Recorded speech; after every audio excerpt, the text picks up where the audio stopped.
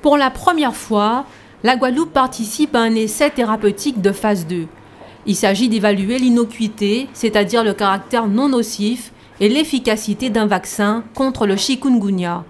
C'est le centre d'investigation clinique du CHU de Pointe-à-Pitre ABIM qui porte ce projet, initié par le National Institutes of Health, l'équivalent de l'INSERM aux États-Unis. Pour cette deuxième phase du développement clinique du vaccin chez l'homme, 5 autres sites ont été sollicités dans la Caraïbe, dont Haïti, Porto Rico et la République dominicaine. Les essais de phase 2 dans le développement d'un produit nouveau, un médicament ou un vaccin, sont les études qui, immédiatement après la phase 1 qui a testé la et recherché une dose chez un petit nombre de malades, ou de malades ou pas d'ailleurs, en l'occurrence ici pour l'essai vaccinal, ce n'est pas des malades, c'est au contraire des volontaires sains, c'est de confirmer la bonne tolérance du produit qu'on teste et commencer à évaluer son efficacité. En tout, ce sont 400 personnes qui recevront le vaccin, dont 50 en Guadeloupe, pour assurer cette phase d'évaluation. Une campagne de recherche de volontaires a été lancée dès le mois de janvier.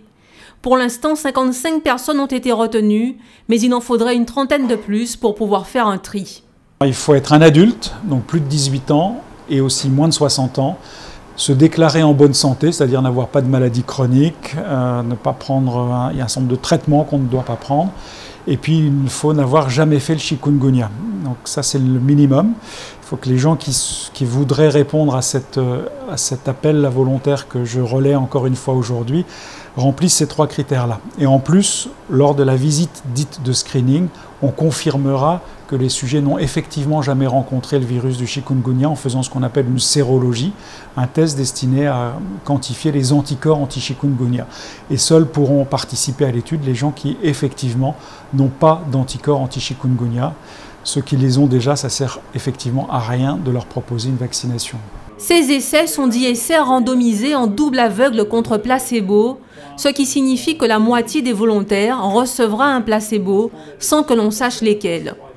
Les premières injections seront réalisées entre la mi-juillet et fin août. Les volontaires seront suivis pendant 72 semaines. Quant au vaccin, si tous les essais sont concluants, il devrait être mis en circulation dans 5 ou 6 ans.